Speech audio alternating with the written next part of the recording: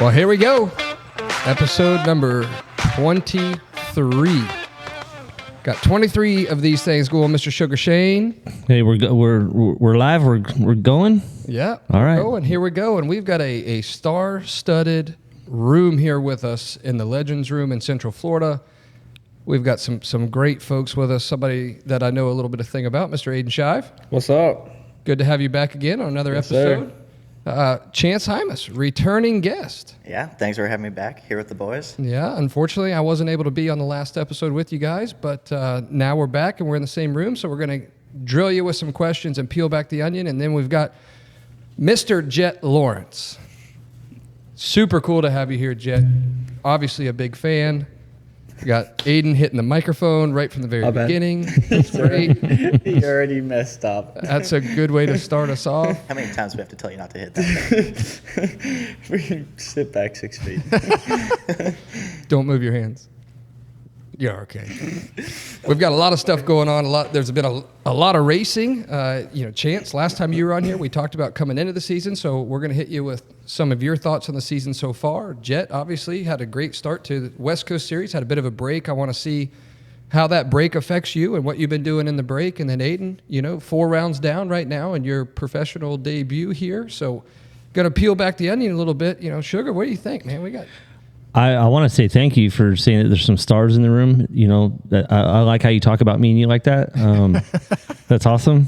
And we got these guys over here that are blessing us with their presence. Super exciting. Episode 23. Yeah. Let's get it. Let's get rolling with it. We're all back here in Central Florida after coming off of our own Florida race in Daytona. And 2 of you got to race it. Jett, I know you were there. I got to see you in the broadcast. So I know you were there, but I want to kind of peel back Daytona as a whole here. I mean, give me you guys the summary. And Chance, I'm going to let you start with it. What did you think about Daytona? I mean, what was your recap personally for the 832 Honda? Yeah, it was good. First time actually racing like a real Daytona. I did the amateur thing a couple years, but yeah, qualifying was good. First qualifying session, qualified third. My best finish or best qualifying spot, and then qualified 9th in the second one. The track was brand new, and I made a little bit of a fork change, like trying to soften up the bike, because I thought the track was gonna be rough, but we go out and the track was brand new again. So I was like, oh man. Yeah. Qualified 9th, and it was good though. Had a good heat race, battled with Hunter and Smith a little bit. Then Maine came around. I got kind of clobbered in the first corner. Ended up being dead last. Nice. Caught a tough block. So that's always exciting. Yeah. Just try to put my head down and just kind of just ride like I do during the week, and try to do it on the weekend. I've been struggling with that the first few rounds, just trying to replicate, like do what I do during the week on the weekend. And I knew this weekend was going to be my last Supercross race of the season. So I was like, I got nothing to lose here. Oh man, already letting the cat out of the bag early in the episode right here. So Daytona is the final round of Supercross for Chance Hymas. Yeah, last one of the season. Then I'm getting ready for outdoors right now. There you go. Yeah. Well, Full schedule for outdoors. Yep, full series. You heard it here. He's done with Supercross right there. Jett, you won Daytona last year. This year you're there as a spectator because obviously the different coast. Give me your recap of Daytona.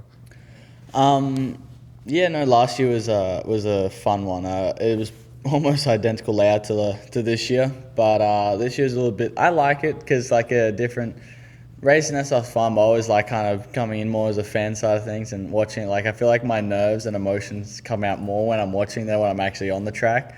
So it was fun to watch the lads rip. Was obviously cheering for Ayden, Cole, and Chunks and Hunter and even Cat. So it's cool. I'm always screaming and yelling. I'm one of those people who doesn't hide their emotion watching. And it was a sick night. Got to obviously meet more fans. That's always good. And we had the dogs. I got to golf on Saturday morning, which. It was sick, but I had woke up at like 5:30, so that sucked. But I like it. Daytona's always a great vibe, so I think it's sick. Well, I'm going to get into that about the ranking of where Daytona is on the list, but I want to finish the same question for our number 137 Future MX of Ayden Shive. Tell me the Daytona recap for you. I mean, started off all right. I couldn't keep off the ground. That's for one. So in free practice, there was like 2 minutes left. There was a big old rock in the middle of the sand section. Hit it, freaking flew over the bars. You know, I almost broke my foot, actually. So qualifying was all right. I mean, I can say I was kind of scared Yeah. over that section, that little 3 in after the finish line. But, you know, it was fun. I just rode a little tight. Just need to loosen up a little bit and keep it off the ground. But other than that, I had a lot of fun, actually. So for you guys, obviously I don't get to ride Daytona, but you guys have done 4 rounds right now as far as the East Coast, and Jett, you've ridden there multiple times. How much different is Daytona versus any other Supercross? I mean, start it off, Chance. Yeah, I feel like a lot of people say it's like it's like you're going out riding outdoors and you got a couple more jumps, it's like an outdoor race. Like, to me, I've had that same opinion growing up, like, oh yeah, outdoor dudes think they're gonna do a lot better there. Like, dude, to me it was a lot more technical than the 3 rounds I did prior to that. Yeah. Like, you're taking a Supercross track and you're mixing loamy dirt into it and you're making it a third of the length longer. Yeah. And made the track ruddier. Jumps were still gnarly, and it's cool. Like, racing on a speedway, a lot of people don't get to feel what it's like to race on a speedway, and you see the people in the stands, you see the guys in the side by side with the cameras going down the speedway, and Do you notice that when you're riding? I didn't qualify because I think they were testing the cameras, but I saw it and they were chasing me down. I was like, dude, this is sick. Yeah. But it's hard to explain it because, these guys know what it's like, and you have to go race it to know what it's like. Sure. Yeah. I've never had that luxury, but I just want to know the difference between them. I mean, stadium track versus speedway. Jack, give me the answer. I think the biggest thing, like kind of similar to what Chance says, you think the indoors is a lot more technical. Some tracks are, and compared to others, but the one big thing about Daytona is that all the obstacles are still pretty the same. Sometimes even bigger. Like last year, thinking that I came in thinking everyone would be a lot closer in time just because it's so much more high speed, but going in, the jumps are still just as steep, but it's almost scary because you're coming in with a whole lot more speed because everything's a lot more spread out. And I think that year, I was coming in oh, okay, I think everyone's going to be close. I think the very first practice, I was a second and a half faster, and I'm like, oh. So it's obviously kind of really separates a lot of the people who are good and technical in ruts and that stuff, which really kind of throws a curveball, I feel like. But I think, like Chance says, the feeling of the side-by-side going down next to you, the hearing the fans right there, next to you, down the ground with you, it's obviously the lights are a little bit different because normally there's always that one end that's a little bit darker than usual, but they've been positioning the track a lot better so you can see better. But it's just like Chance said, it's a bit of a hard, it's pretty hard to explain it. It's more just you have to experience kind of thing because everyone has their own take on it. So, but it's definitely it's a must do as a professional rider. It's you have to do Daytona, or even Atlanta. This on a speedway. Yeah. I was going to ask you, since the obstacles are kind of the same, does it screw up your timing when you guys first get out there? Because you're going at the obstacles because they're more spread out, like a longer lane, as far as going at them faster, so your timing's kind of off at first? Yeah, I remember last year, kind of similar thing after the finish line. There was these are little rollers into a triple quad that we had to do. Yeah. And it took me forever because you had to commit, really, really commit, because you're going from a small one landing onto a big one. And yeah. I got sketchy a couple times because you're coming in with speed, preloading, landing in ruts again, then trying to go again. Right. And it definitely does mess with your speed because the biggest thing in Supercross in stadiums, you're trying to make sure you keep your speed up in turns to get them 3 ins, to get the bigger obstacles, where at Daytona a lot of the time everything's a little bit more spaced out, so you have the speed for it, and then it's makes it more of which I feel a lot more 450 guys have to worry about judging is actually giving it too much. Where for us, a triple a lot of time is pretty open out of a turn and through rhythms. So that's like the hard thing, is trying to judge everything first go without trying to like kill yourself. Yeah, I just noticed, and maybe that's what made Ayden nervous a little bit, is that after the finish line, a lot of guys were going in the first three and then over jumping the second, because maybe they were going in there with too much speed. It took out a lot of guys. Yeah, they built it kind of techie. So off the finish line, they made like this little double before it, but they basically it was flat, and then they took a little bit of dirt out, and then they basically made a double with no lip. Yeah, it was like a dip down. Yeah, it was just a dip. So you had to preload double over the, and then you're coming in third gear, fourth gear, hauling ass, and you're trying to judge it like that same double three he was talking about. Like you would go 3-3, then it was a quad at the end. Yeah, and it was so hard to, like, once you get in a rhythm, like, you know, it's like you're doing it back to back, and it's whatever. But for a while, I kept OJing it, or I keep clipping with my rear wheel, so and the ground's soft, starts rutting up, and your bike reacts different each time. Yeah, You almost quadded at one lap coming in. Dude, the same thing I did in qualifying. Hunter did second lap in the heat race. I was right behind him. So in qualifying, that same three, I went 2 and I went 3, but I went like 3 3/4. Smacked my face on the bars into the fourth one, off the face. Did one of these numbers, and then I was behind Hunter in the heat race, and he did the exact same thing. OJ'd it. He didn't OJ it quite as bad as I did, or maybe he just made it look not as bad. But he hit his face on the bars. He at least doubled after it. But it's just one of those things, like, it's hard to time because you're coming in so fast where, like Jett said, if you're racing in a stadium, like, you're trying to keep roll speed, you're trying to keep the speed up to make those jumps, but almost at Daytona you have to back her down a little bit. Well, and I know, Ayden, that section for you, that 2-3-3 was an issue for you, and then we saw one of our other dog pound stable mates there at the dog pound go down, Jonah Geisler, so wishing him a speedy recovery with, you know, some nasty injuries from that. And it was in that same section. You know, I didn't see exactly what happened to him, but I did see the crash from up in top of the factory filming tower, and I was like, oh, man. It was crazy because before that second qualifying, I asked him, I said, dude, how hard is it to hit it? And he's like, dude, it's easy. All you have to do is time that first little double, and it's easy. I'm like, all right. He said, you got it, bro. I said, okay. So about 2 to 3 minutes left of qualifying, I pull into the mechanics area.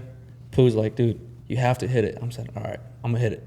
So I take off. Next thing you know, medical flag's down. Jonah's down. I'm like, oh no, dude. Yeah, I was sitting kind of by the mechanics area where they keep their wheel carts. I caught the last bit of it, but I basically saw him just full endo. It was like he hit false neutral in the transition or something, but I just saw his body like limp, just ragdoll. Yeah. I was like, dude. Yeah, Because at first there's 3 of them out there at the same group. I'm like, who is it? Because I couldn't tell how tall he is, and I saw his mechanic. Then I saw Greg walk up. I was like, oh, you're Jett. Yeah, I saw Sugar and I were sitting up in top of factory filming, and you know, Greg was in the manager's tower down there by the start, and I saw him kind of run down the stairs. And as soon as I saw that, and I looked, I knew, and I was like, oh, that's such a bummer. But I know that by itself has to affect you. You know, when you're sitting there trying to commit to doing something, and you see your, you know, training mate here at the dog pound go down. It always affects, if it affects anyone. Whenever you see someone go down that hard and like in a certain rhythm, even like when it's like one of the top guys, it's always like, oh, like it kind of this. Even though you're fine with it, it still just has that little bit of kind of like worry in the back of your head, which is like. It's almost a bit of a check. Yeah, you kind of like you start thinking about it a lot more. Where before you're kind of hitting it fine, just not thinking about not thinking about it.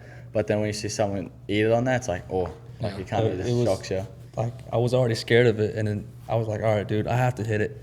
And as soon as I'm about to take off, he crashes. I'm like, all right, nope, that's it. Yeah, especially where it's one of our training partners. Yeah. Right. And I mean, we know how good of a rider Jonah is, and it's also something so simple can like turn into something so tragic. So it's like, even I was just sitting there, I'm like, dude, like I knew I was getting rutted up. I'm like, that thing was like kind of making me nervous after that. Yeah. Well, even in the main event, we see with Coop, you know, obviously Coop was at the dog pound previously, and you know, cheering for him, and then he comes off that finish line and almost like, I don't know if he did a false neutral or something. Yeah, it looked like he had a bit of a false neutral or something when he went to go pop, because he went to go pop and just like it pulled his arms down like nothing happened. So yeah, That same thing happened to AJ too. Really? Yeah. Yeah. On the first lap. I didn't see that one, but anyway, moving on from that section, we go through the day. You know, Ayden, wrap up your Daytona experience, your vibe. Overall, I mean, I can't complain. It was fun. I had a lot of fun. Just need to keep off the ground and just ride smart. I mean, I had, like, in the LCQ, I rode the best until I crashed second to last lap. But I felt comfortable. Just stupid crashes just harmed me the whole day. Like, I could not keep it off the ground. Yeah. And it was just, I don't know why, but overall it was fun though. Well, the vibe for me is cool. Daytona's always a fun race. A lot of fans and a lot of fan access, a lot closer to the riders and to the people. You know, so I think, like, even for you guys, is that a big difference from stadium pits versus Daytona pits being in the NASCAR garage? It definitely is. One thing I remember last year, like, when because obviously we're kind of focused on our riding and that stuff, like, make sure we're okay, like having our food, make sure we're having our hydration, make sure we're rested for the next one, see if we need to get worked on, if anything's sore or out. And then, like, by then, where it's like, oh, we got to go back out again. So then trying to get out, we have to, for us, like, our semi's, like, away from our bike, so we have to walk through fans to get to our bikes. And a lot of times it's so difficult. Like, you'd love to take photos and that stuff, but it's like, I have to go ride. And I remember last year I had my physio guy, Dr. G, he had to, like, we walked down a few trucks and had to, like, where there was no fans, and kind of, like, snuck past and got in, and, like, I had my helmet, goggles on, like, you kind of have to go because otherwise you just get stuck. And I mean, this year I didn't have that. I wasn't riding, so I got stuck out there for, I think, I timed it not too bad. I didn't want to do it throughout the day when the sun was out, when it was hot as, so I, like, waited till the sun started to go down. Then I stayed out there for, like, felt like 2.5 hours, like, signing as much as I can till there was, like, no one left and that stuff. So Yeah. it's such a hard thing with that, as a rider, trying to focus on your food and that stuff, like I said, and then being recovered, and then also taking time for the fans, which we normally get to when it's, like, I think in between the last qualifying and heat. But so it's still so hard to try and make the fans happy, but then also focus on your main job of why you're there. Yeah, which I think that's good for the fans to hear, though. I mean, people have to understand, like, you guys are there to do your job, and you've got to be prepared to do your job. So as much as, you know, you wish that you could spend unlimited time and photos and autographs, I mean, you've got to get out and do your role, right? You guys are getting paid. That's your job. I mean, There's not many people that come to your job, Sugar Saying, and say, hey, I'm going to burn 2.5 hours of your time during your day at your job. Only when homeless people, like, knock on my door or my window when I'm sitting in the parking lot, and they're like, "Yo, man, you got a cigarette?" Then they start talking. But yeah, it's annoying. Listen, it's not annoying. The fans aren't annoying. That's not what I meant. The homeless people are. But but you know, it's part of it. We're a fan based sport, and you got to make time for your fans, but you have to make time for yourself to do your job as well. Yeah, like that Dade City thing was that we did on, I think it was Wednesday night. Yep. Like that day for me was tough because I got done testing all through that day. I went from 10 to 5 o'clock testing 450 stuff on Supercross. So I mean, I had a whole day of testing where I was already smoked, and then I had to go do more signing that stuff, and it sucks because, like, obviously for us we want to make everyone happy, not have, like, any negativity around it and that stuff. But as a human being, we can only do so much, and, like, I don't think I had lunch that day. I just had snacks. So it's tough on athletes. I mean, it's a big thing, like, not just physically, like, mentally with that stuff. But we try our best just to make everyone happy, but sometimes it sucks because we can't sign everyone's goggles, jerseys, or hats. So it's a bit of a pain. Sometimes you have to be like that, bit mean, and be like, no, I have to go. Like, it's kind of have to be a bit selfish sometimes. Yep. Catch me on the next one. Yeah, which sucks because obviously they take it as a negative, like, oh, you didn't have time for me to sign it. It's like, I just signed, like, 400 other things, and that's so I just wanted, like, I'd have to go. Like, I didn't think I left till, I think I got there at like 5:20. I didn't think I left till like 8 o'clock that night after testing, and I was smashed. I came back and I was, like, sitting at the dinner table, like, doing head bobs. Yeah. I think that we've talked about that on previous episodes too, though. I mean, people, you know, they've got to have some type of understanding and expectation for that too. But Chance, I want to bounce over here and finish up Daytona. talk about your main event. I know you already mentioned previously that Daytona is your final race of the Supercross season, but the main event for you, how did it go? Yeah, it was good. My riding was good. The result on paper doesn't really, it's one of those things where like the result I had didn't really show like how I was riding. But I mean, if you're just a regular guy looking at a paper, like, oh, you just got sixth. But if you know and do your homework a little bit, I came from dead last to sixth. Yeah. So that was a good improvement for me because, like I said earlier, I struggled kind of riding during the week and then transitioning to the race, and that night is the first race I had where I rode like I did, like I rode like myself. Well, weren't you frustrated? Was it Arlington that you were frustrated? You made a social media post afterwards where I just got to be better or something along those lines. Yeah, Arlington, I struggled. Not to sugarcoat it, I was nervous all day. I'd never got comfortable. Mentally, I wasn't there. Mentally, I didn't put myself as high as I needed to be. Like, I struggled in qualifying. I'd go out last because I wasn't confident in myself. And after that night, my dad kind of chewed my ass and like hit me with a reality check, But yeah, after that, I was just that whole week. I just worked my ass off and just tried to correct the things I could. And I came into Daytona, like I said, I had nothing to lose. My last race. Yeah. And I just wanted to go out swinging. I can tell that week going to Daytona, Hunter and I drilled him after every practice. Was like, so what were you thinking then? Yeah. I was just thinking, hitting my marks, brother. Do that on the weekend. Like, after everything, we're feeding it into him. Like, on the weekend, even then, I'm like, I told him, like, if you don't ride like you have, I'll smash you after the race. Like, and thankfully enough, I felt like that he finally did. He finally did ride good. So, which is good to see. Like, I finally got to see the chance we get to see during the week, which is good.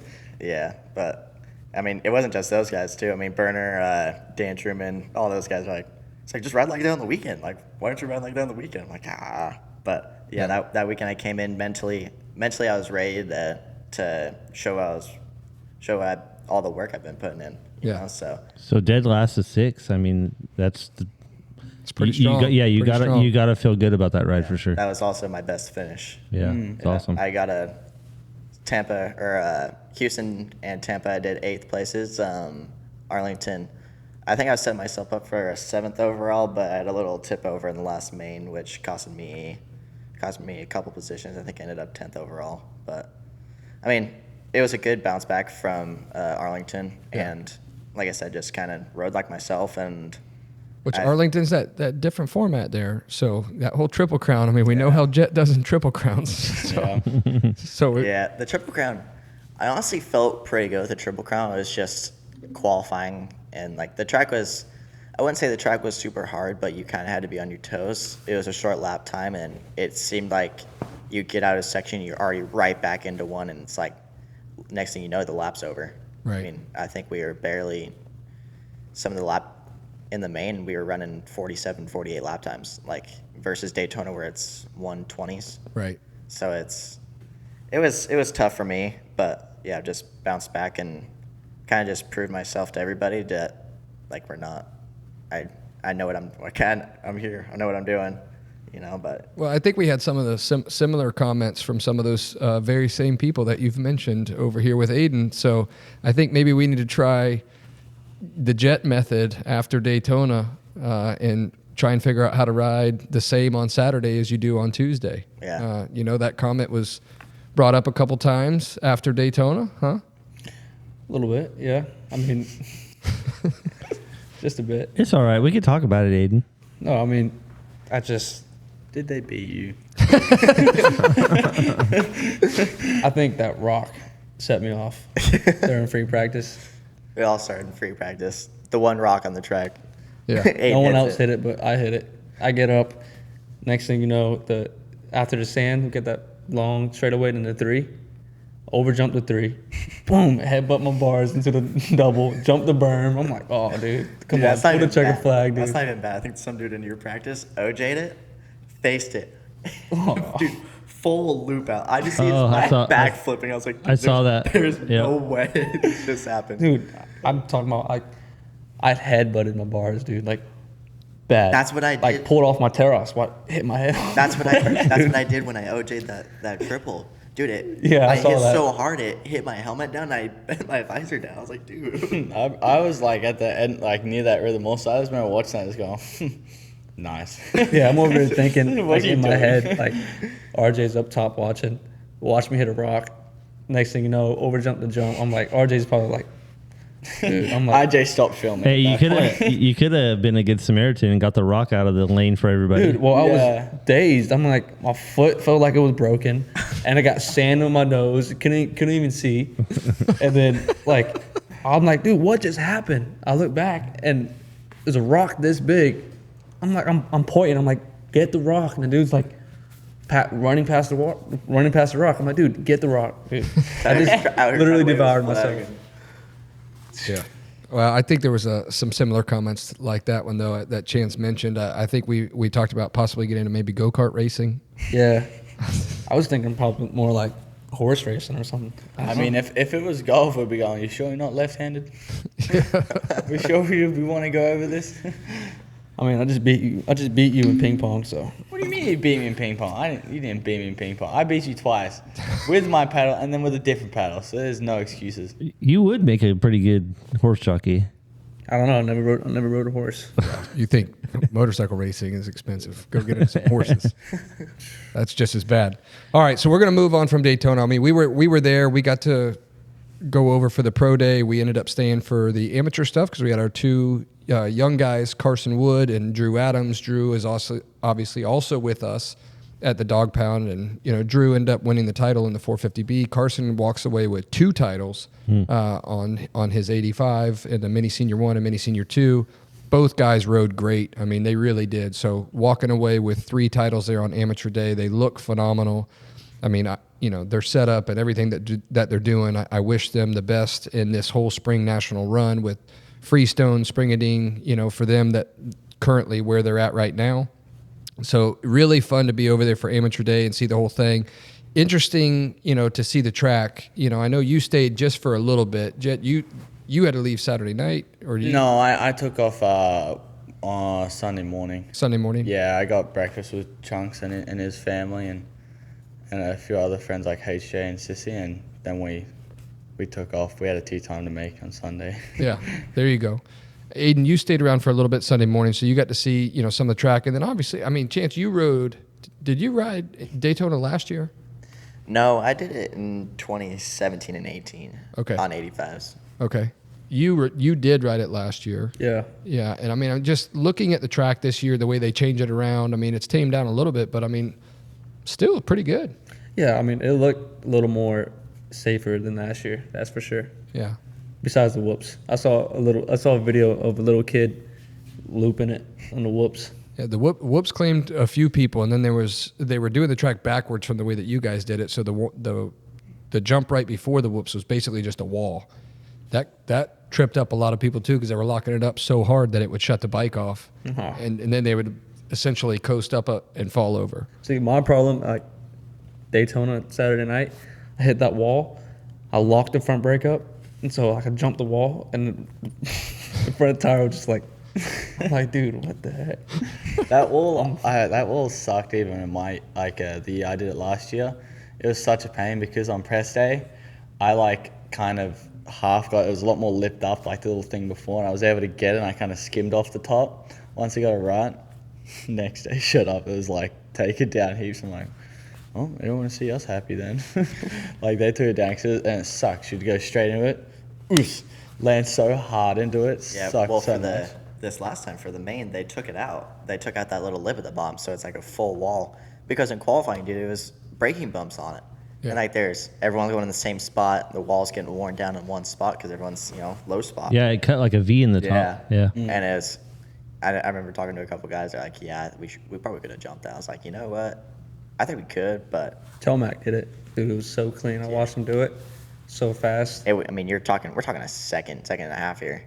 Yeah. Like it would have been fast, but And 450 has that bottom to really pop it up. right over the top. But yeah, they took that thing out, which was a lot nicer. You're not slamming into it. You're just off the over under, just right into it. Like a nice transition, not jumping you into probably it, couldn't slamming on handle the it, man. brakes. And Well, another race down for you guys both. 4 rounds there. In the meantime, when the series goes east, that gives you a break. What is Jett Lawrence doing during the East Coast break? nothing. Absolutely nothing. So the last 2 weeks I've been on 450 doing some riding on Supercross with that. Then last week it was a pretty gnarly week. I was testing 450 for 4 days in a row. So I gave it on the weekend pretty smashed. So we're doing that and then this Supercross testing or outdoor? Supercross. Okay. So we did that and this was figuring the bike out, learning it more, kind of learning how to ride Supercross on this later 450 and that stuff. Just learning.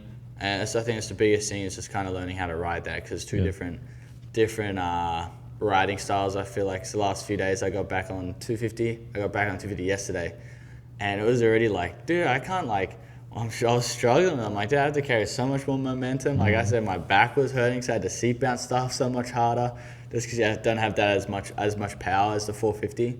But no, I just rode that for 2 weeks, and then back on 250. I think I might be trying outdoors on Friday on the 450, just getting the same spec from last year before Nations 450 suspension. So give that a try, see how it is with this other frame, and then kind of just go from there. I think after that, then it'll just be Supercross, getting ready for Seattle. So we still have a couple more weeks. I mean, I know we've got Indy, Detroit. And then I think it's Seattle. Is So that? I got 3 more weeks, kind of 2.5. Yeah. So more tee times. I mean, it sounds like golf is in the mix too. Yes, I mean, it you is. get a bit of a break from the West Coast series, so we're going to try out the 450, do some different settings on it, but also put in some tee times. Yeah, the other day the lads and I just we built a little tee box thing out of some plywood and 2x4 for my house. There's like a little dock kind of area to hit golf balls into the water. So we just got that done. We finally got to test it out today, and it was actually surprising. It worked really, really good. I was expecting it to rip first go. These lads tried it. Chance had a few hits. Yeah. Ayden can't Ayden golf had a ball few- for anything. Ayden had a few swings, we could say. We Yeah. had hits. We had a few swings. He is not good at golf. Yeah, I'll say I hit her. I hit it a couple times, but lost a couple tees. Yeah, the only 2 tees we had. I tried to hit the ball and the tree grabbed he the hit the tree. He hit the tree branch more than an actual ball. He hit the whole time we're there. He hit one ball because he topped it straight in the wall. And I'm like, yeah, that's enough. We're not gonna waste balls on those shots. Well, where we put his tee box, it's between a tree, and there's a stump, and it's just like we're trying to think of all the scenarios here. Like, for Well, with I these can two, I yeah. can nick this thing, and it's going into the tree, into that one, back at our heads, or it's gonna go left, hit this one, back at us.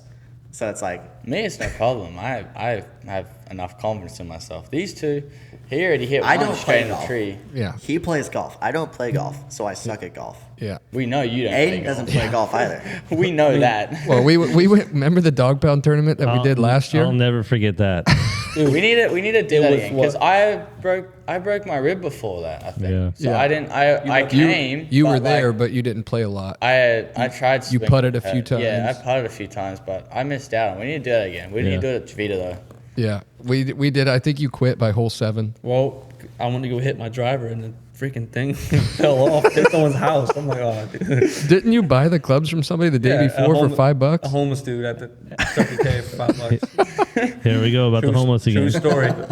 Yeah, that was true. I felt bad for Ayden because it took him like 7 swings to actually finally make contact with the ball. 7 swings, more like No. 7 minutes. I'm not kidding you. Like it was bad. I won $20 though from Truman. So That's all that matters, right? yeah. But yeah, we should throw together another golf tournament. That would be About to great. lose $50 after this in pool.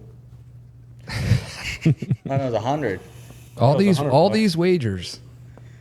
You And were he, scared just, of and he just today said, he's like, man, I haven't done any bets lately. Yeah, Jett's trying to drain your bank account.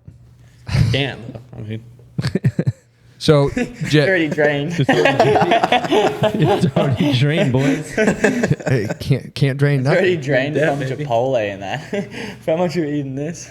Can't drain nothing, man. So we go east. Jett, you're getting ready to go back west. Like you mentioned, a couple weeks here. We go back west. Plan is let's go out there, keep performing like we have in the beginning part of the West Coast? Is that the goal? Yeah, I mean, we have a bit of a points lead, but it's obviously still not final yet. So try and stay up there. Just do nothing crazy. Don't really need to do anything spectacular. Just kind of keep on doing what I've been doing. Just make sure I get them starts, make the least amount of mistakes, and kind of see where it goes. I mean, anything with our sport, you can't really ever plan anything. So, I mean, I could go down the first turn crash or something like this. So we're just kind of gonna keep our head down, just keep going at it like it's the first round, and like I have no points lead. So we're just gonna be smart with it, just keep riding like how I know how to ride, and just kind of maintain or just see what the situation is. I'm kind of ready to see the East-West showdown with you and your brother. It's Ready for that, baby. It's gonna be good because I just got back on 250 and he's been a bit faster than me the last 2 days. He's been rolling. Yeah, and he's my been money's going on good. Hunter. I'm sorry, Jett, but I'm a racer, so we'll see. so is Hunter. I mean, his starts, they've been a little lacking lately. But So have yours. I don't know, I was still third. Man, you lucky I'm not racing it. Hey, Jump the berm to you'd clean, clean the all of medical. us. Hey, your Supercross season isn't over yet, so you are racing. So let's Yeah. see some starts. Nah, we'll I might- see I how might- it goes. Might bring the practice bike. No graphics, nothing. Duct no tape. numbers. Duct tape stickers. Duct tape numbers. No print on the. I the did jersey. that my very first race on Suzuki, like factory Suzuki in Europe. I went to Red Sands, it's like an off-season race. Duct tape stickers. It was number 49, and I'm pretty sure I won it. I went 1-1-1 or something. It was like three or two motos. I won all of them. I'm like, duct tape numbers for the win. No one even knew who I was. I don't even think I had a number on the back of my jersey because I just got the gear. So we'll cruise, and duct tape numbers, they do the job. So we talk about there wrapping up East or the West Coast for you and 250 Supercross. Is the plan 450 for outdoor? Yes, sir. And then you're going to do 250 full season outdoor chance. So, Ayden, your plan outdoor, have you guys mapped it all out? I mean, Yeah. I know I'm kind of answering my own question here, but Yeah, I mean that's the plan. I think. so we've talked about for the people interested in the Future MX and Ayden, we've got 2 more rounds on the East Coast Supercross that we are committed to doing. That's Atlanta, which you raced that last year in the Futures class. I know you guys were there last year in that giant triple before they tamed it down. I think Hunter had a little bit of a get off on that. Yeah, Hunter did some breakdance on top of his head. Yeah, Hunter crashed when he first time he hit it.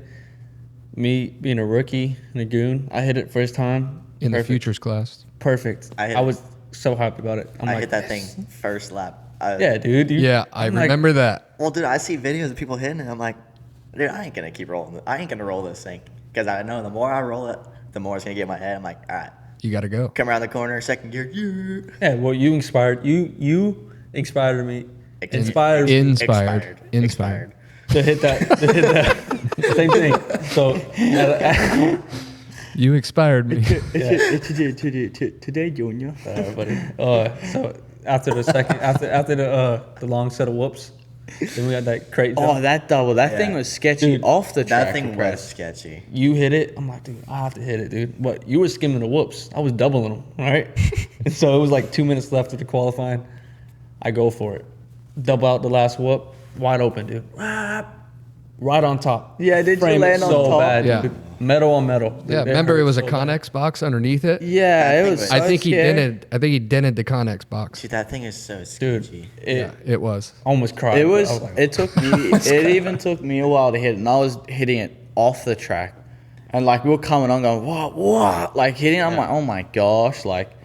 I'm like, dude, it someone's was- gonna like get Yeah. killed. Like they're gonna get sketchy out of the whoops, and then they're still gonna try and hit it. Then they're gonna see that the frame, the tunnel. So well, don't worry. I did it first, so I'm the reason why they took it out.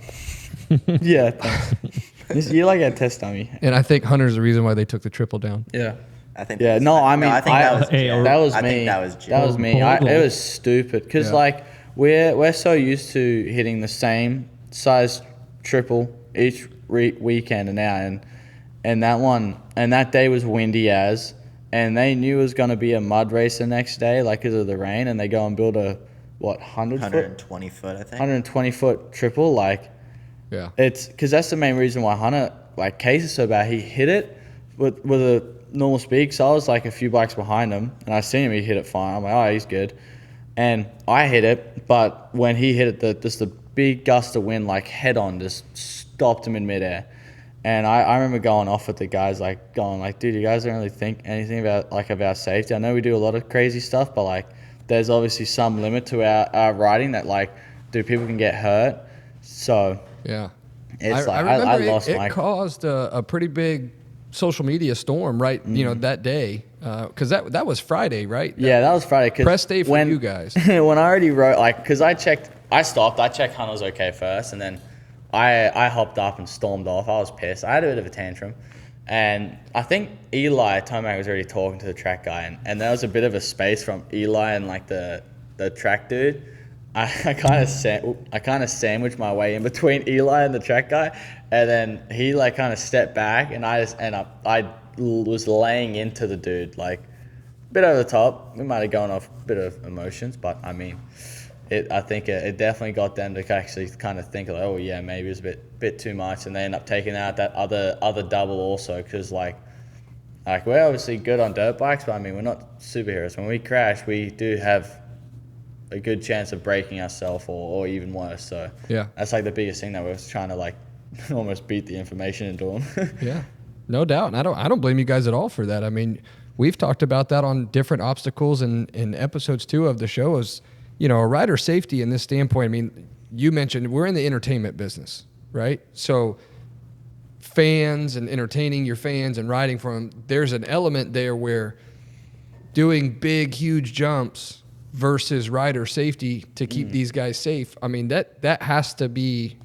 at an element somewhere. I mean, for people just coming in for the first time, or the stuff that we do that we think isn't bad, like isn't that gnarly, is already gnarly to the not like people haven't really seen dirt bikes, but they see that and go, they think it's unreal. So I mean, and for them to go first, like, dude, it's kind of like dumb. I mean, we're not like I said, we're not superheroes. It was unrealistic. Like, how are you supposed to do a 20-lap main when you can only hit that jump from the outside on 250?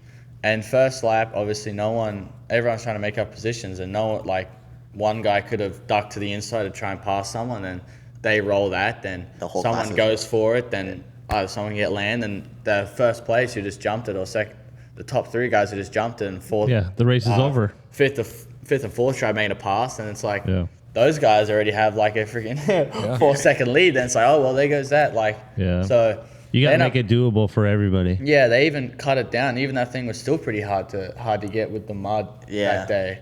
They did a good job though, because they ended up tarping the whole track.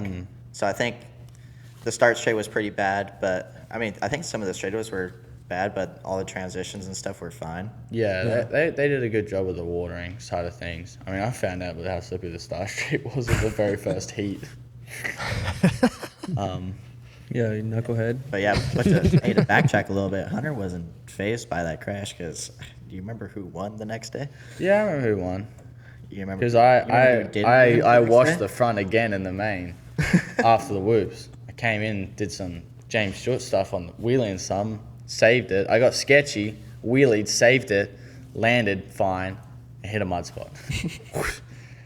That was a good ride. I still came from a ways back. I was watching Hunter. There's a screen after those whoops. I'd hit a double, and there's a massive screen. I remember every lap I looked up there to see. I went, where's Hunter? Oh, I was watching. I remember actually seeing, I think, Hunter's passed on Joe.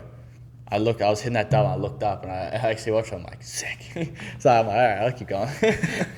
That's amazing to me. You're watching the screen while you're riding. Jett doesn't focus on his own. That's great. That's great. I was just kind of going like, the rest of the track I would focus, but at double I could see. And then going into that next rhythm, because they were coming the other way, hitting the wall jump. And I was going to that rhythm. I think that was like a triple or quad I was doing. I could kind of hit it, look up. All right, there he is. So. Well, I know we talked about doing that at Atlanta Speedway last year, and futures for you, Chance, and Ayden, and then you guys both obviously transitioned from that race and qualified for Salt Lake City, so that was cool. You obviously won Salt Lake City. So I know it's new, and you have both only done 4 rounds this season. Jett, you've done multiple seasons, so it's going to be a little bit different answer for you. But I want to ask you guys, for somebody listening, what is the most favorite part of racing Supercross? And what I'm meaning is it traveling? Is it new cities? Is it seeing new places? Is it the actual race itself as far as the pits and the fans? Is it new track layouts? I mean, last year in Futures, this year 4 rounds. Chance, what do you think is your favorite part of it? Yeah. I mean, the traveling part is pretty cool. I mean, it can do a number on you sometimes, but traveling to different cities, I mean, where I'm from, I haven't done a lot of traveling, and now you're flying to different cities. I've never been to Houston, never been to Tampa, even though I live in Florida now. Right.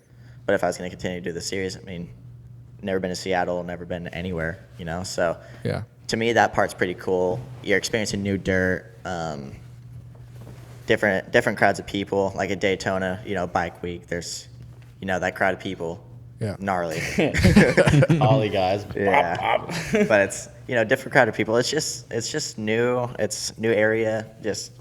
I like it. It's a cool experience for me, Is it the fact of getting to like see new terrain in the cities, or is it Yeah, like it's new just like- restaurants and new cuisine? I mean, being able you got different mixes of life out here. I mean, California has a different menu than you would in Florida. Right, yeah. I It's mean- you go to Texas, there's a lot of barbecue places, a lot of steakhouses. Yeah. Or go to Tampa, there's a lot of places, or a lot of places on the coast, and Yeah. it's different everywhere. Like it's cool. You can see how different people live their lives in different parts of the country. Yeah, no doubt. Ayden, I'm going to bounce over to you because it's about the same series schedule last year as Chance, and also you've both gone through the first 4. I mean, what's been your favorite part of it so far? I think my favorite part is making the night show and then like walking like down the tunnel to the gates, like for your heat race, Yeah. and you just see the whole crowd just like sold out, dude. This is sick. Yeah, I want to elaborate on that. It's dark. I mean, I think we were both first heat in Houston. I've never been on the floor for an opening ceremonies. Dude, it's crazy. Fireworks going off inside. We're in a dome, so it's super loud. Yeah. But it's crazy. You got the national anthem going off. You got the people, the army guys dropping from the ceiling, holding the American flag. It's just like, Dude, damn, like- this place is sick. It is gnarly. Like the first race, you have that like jitters and that stuff, and seeing that. I mean, I remember Anaheim one. I got and we had a little girl singing the anthem. She was unreal. I remember I got like kind of like goosebumps, like the shivers from like it was just so unreal, and kind of like seeing this, how much like the fans obviously like they love America and that stuff. They always support their country and that. So it's cool seeing that and everything. It's just like it's an unreal experience. Like you have to, like it's another thing. You just have to be there. Yeah. To be there to get that, to hear the fireworks, to feel that like rush through your body just watching. Like you can't get it. I feel like that's why it's like a lot of people love watching sports. You just get that thrill, and especially when you have like someone out there like watching the lads, like when you actually know them personally and want them to do good. It's like you just have that extra bit of like adrenaline that like. I stand up in my living room like screaming at these guys. I feel bad for my neighbors because I'm just so into like making sure these guys like do good. So it's unreal. Well, it's got to feel good too that all those people in the stands are there to watch you, and do what you do. So it's got to feel good. Look who's calling me right now. Oh, Dino. Dino's calling me. Hey, I want you to answer the same question. I know favorite part about this. I know you talked about coming out of the tunnel and being there on the line and stuff like that, but tell me about the traveling aspect of it for you, because you're not quite on the factory level that these boys are. No, So I mean, you've had a little bit more drive time, whereas they have been. He actually gets fly to see time. more states from the ground.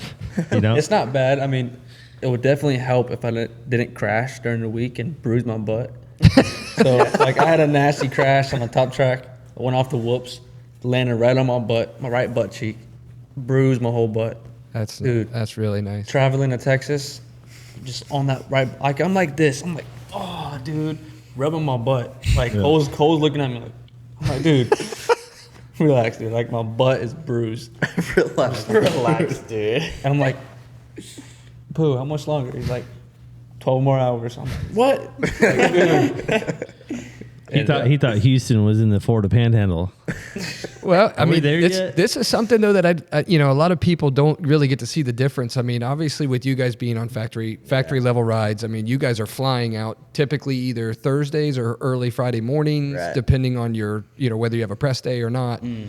For you, when you add a 16-hour drive like Arlington into the mix, that's a big difference on a flight time. Right. So travel time for you, I mean, you're coming back after the race, Saturday night, you pack up, you get on the road, you don't make it home until, what was it, almost 10 o'clock at night Yeah. on Sunday after. I mean, you guys are taking the red eye out after the main event's over or first flight out Sunday morning, and you're back in Tampa by mid-morning. Yeah, we definitely get the luxury in that. I mean, I know it's like we did 2019 after the race. I did the last few rounds, and Daz and I in the murder van, we did the last few rounds, like finding tracks to ride during the week and kind of going, and it's definitely a pretty big toll on your body and physically and mentally. But I mean, if you have data and that stuff. As long as you're not driving, then it's fine. I mean, Yeah, there's it's nothing not really to bad. complain about. If you're driving, then that I mean, could mentally Would I like be to tough. fly? Yes, but do I mind driving? No, it's fine. It's all right. Well, I remember when we rolled into Houston, I think it was Friday for press day, just to get bikes prepped. We didn't have press in Houston, but I remember seeing Logan Carnow come in that van that he has. And I mean, dude, his thing was packed, like from floor to the ceiling, bikes laying on their side, pillows, gear bags, parts. I mean, I'm like, and he goes to every round like that. And I'm like, that's what the people don't see. No, they don't see Yeah. that. That's like the kind of one of the things of like when you do get on a factory team, you finally make it there, you get that luxury of, you obviously get that bit of a wage where you get paid, and then you get that luxury of flying in Thursday or Friday, and then being home on Sundays where you can relax and have Monday off, then get back at it on Tuesday. You don't have to worry about bikes, you don't have to worry about gear and that stuff. So it's so nice in that, and I definitely find myself being every now and then I kind of take it like this, don't even think of it, but then every now and then I kind of stop myself, oh, this is definitely nice. Like I have to stop and think how grateful I am. Well, Jett, I'm going to ask you the same question that we asked them, the favorite part. You've obviously been doing it longer than these two guys. I mean, this is both of your rookie seasons. So for you, what is your favorite aspect of this? I mean, is it venues? Is it fans? Is it cities? What's your favorite aspect? My favorite aspect is just kind of that feeling I get just right as like the board goes up for 30 seconds.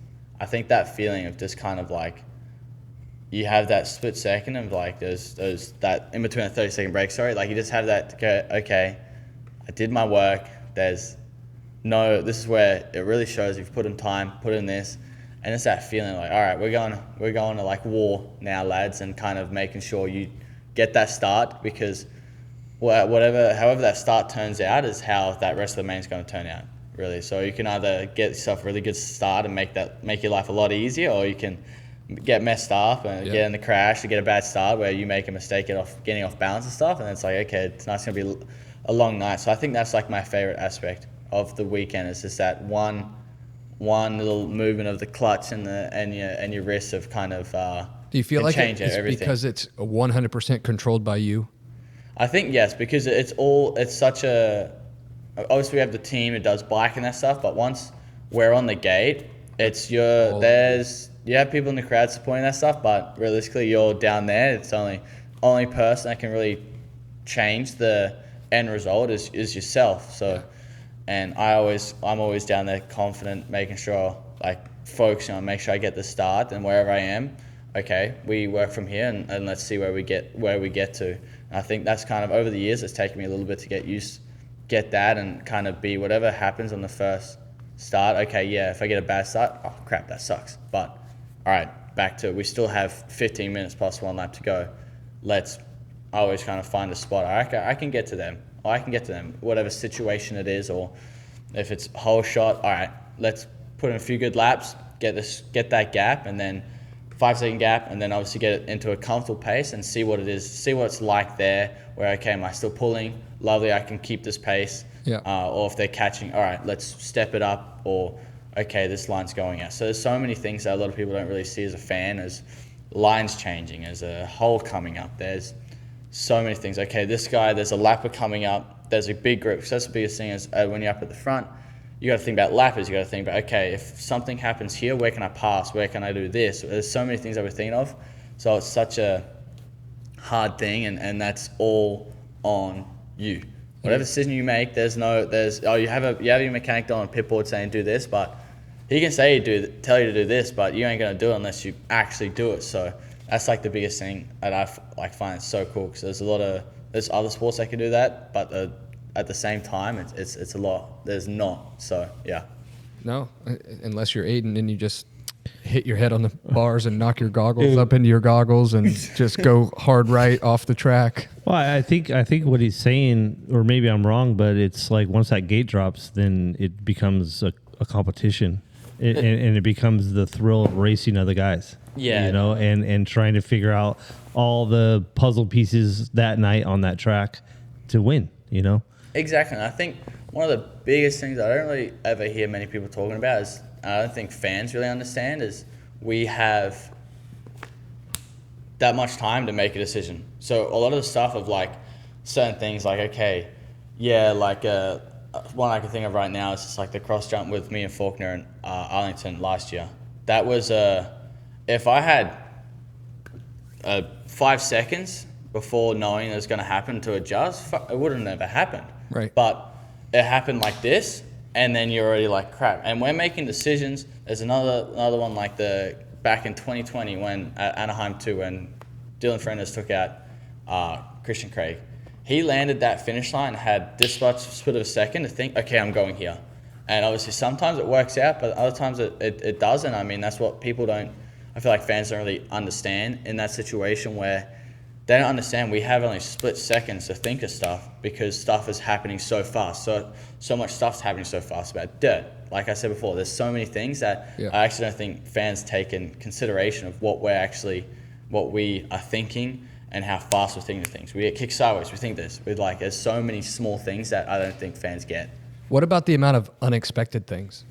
In our sport, there's a lot of that. And I think, because like I said before, a lot of our decisions are going to be right, but then we have obviously a lot of decisions that go wrong. I mean, we're not perfect human beings. Everyone makes mistakes, and it's like the sucky thing. You make one silly mistake of taking another guy out because you took this line, or took this line and got sketchy and hit another guy.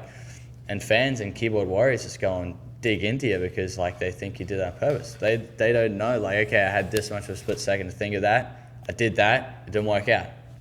Bummer, it sucks, but this is how gnarly our sport is. F1, they going 10 times as fast as us, and they're a split second of turning the wheel this much can affect so much more than in our sport. We're going fast, but those guys are they're hooking. So yeah, it's and I don't feel like people actually understand that at all. Sure. No, I get that completely, and I think that's very realistic in this, and also the unexpected parts of it, things that are out of your control. You know, as much as you're controlling the motorcycle, when that gate drops, it's all on you. There's many times where there's something that's happening that's completely out of your control, and there's literally no option on the table. There's nothing you can do. Exactly, but I mean, again, with the side of things, and keyboard warriors, I always think we're like some superheroes or something. At cross jump, we do that at even though again at Arlington last year, I had a tough block, but those guys don't see that. They just see the cross jump. He tried killing that guy. He's a reckless rider or stuff like that, but no one sees there's happened that fast, and I was getting shot that way. Yeah, and it's a shame.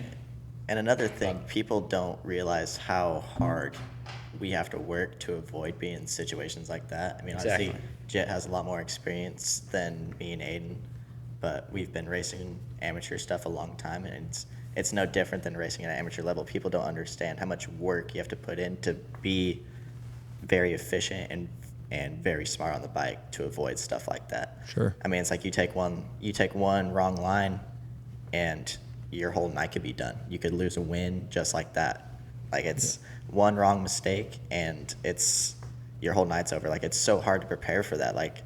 We, as racers, we all work our asses off to be the best where we're at, and I feel like fans take that for granted. I feel like a lot of people are, like you said, just keyboard warriors. They pick out they take out all the positives and only focus on the negatives. Well, I mean, a lot of people do that in Yeah. life in general. Yeah, Yeah, I mean, exact- not just with racing. That's all across Yeah. the board, you know. It's Yeah, it's tough, but yeah, like Jett said, there's so many little things that are hard to avoid in like split second, and it's like one wrong move and your whole night is ruined. Yeah, and like the biggest thing is it's easy to judge someone from when you're looking from the outside. I can look at on the outside watching Chance and say, yeah, you should have done that, should have done that. But obviously in his helmet, he's seeing something different and reacting different. Obviously, like because we're two different minds, and I feel like it's the biggest things. You got keyboard warriors in their parents' basements saying stuff. You should do this, but Yeah. oh, if it was that simple, then how come you're not doing the same or stuff like that? So it's Well, not to mention tough. the bikes you guys are riding are different. They both have different. Every bike on the track has a different setup. Mm-hmm. You know, bikes are going to react differently. So mistakes get made sometimes because of how the bike's set up.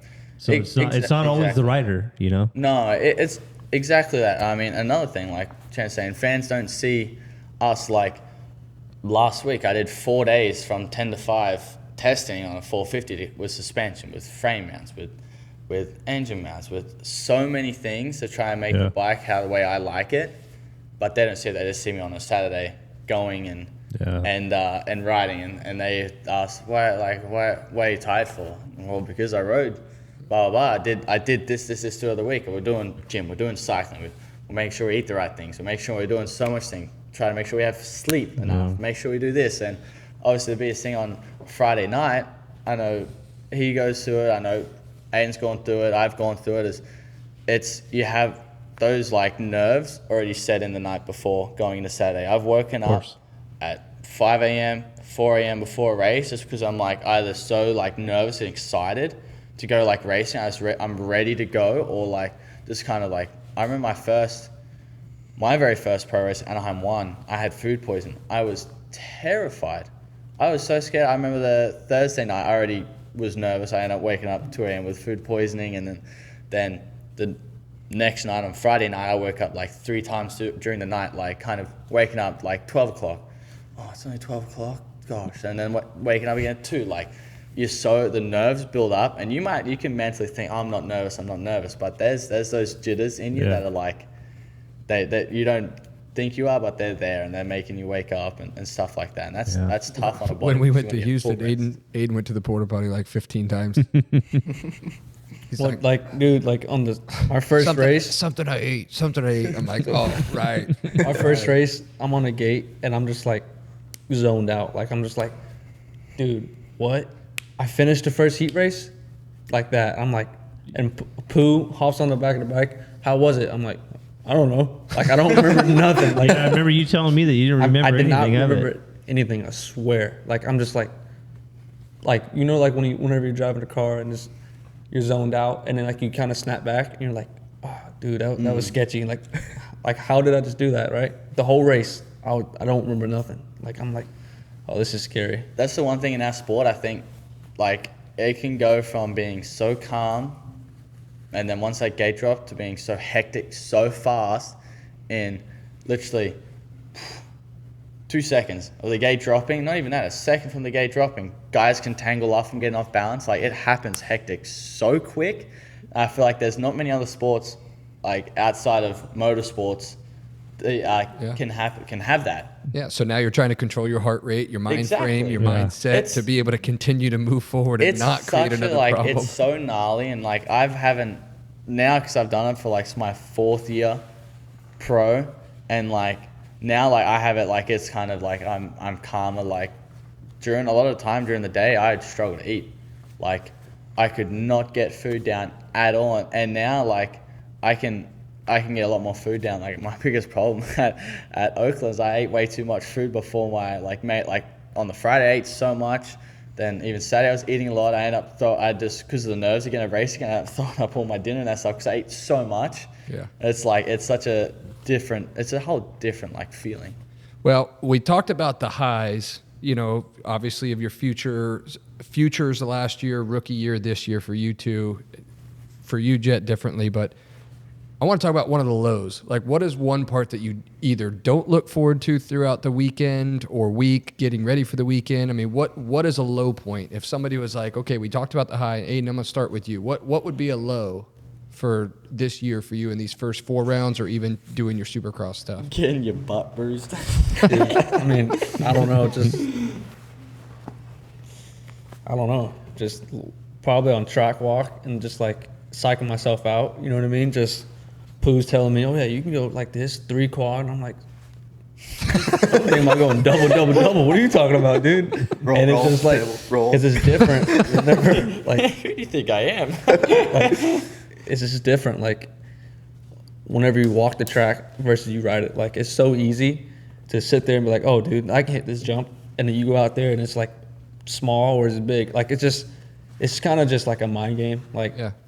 like up in Dallas, after the big old after the triple, and then we get that little left-hander, then double, and then that big on. Like, I was psyching myself out. Like, I was watching press day, so I was just sitting. I was sitting up there recording, like, Anstey and Hunter hit it. I'm like, all right, dude, I have to just. I was recording them and slowing it down. Like, all right, all you have to do is time it and hit it, and it was easy. I'm like, all right. So I'm just psyching myself out because I'm walking on track walk. I'm just like, dude, everything looks hard. Yeah. And then it's just like, once you ride it, it's not that bad to a point. So, Ayden needs a mental coach. yes, definitely. Yes. I mean, just Pooh Sipes is just old Kentucky redneck. Just jump anything. Send it. Yeah, send it. On track walk, I don't even I just talk smack the whole time. I've stopped even look, because when you're walking and everything looks so much bigger, I've just stopped talking smack. I just start talking smack. I look at stuff, like, I look at the dirt, okay, it's soft here, blah, blah, but, like, most time I just talk smack with my mechanic. I'll find another rider or another, like, some friends, I'll go talk. I mean, it's a little different for you. I mean, like, if I say that, right, oh, that's easy.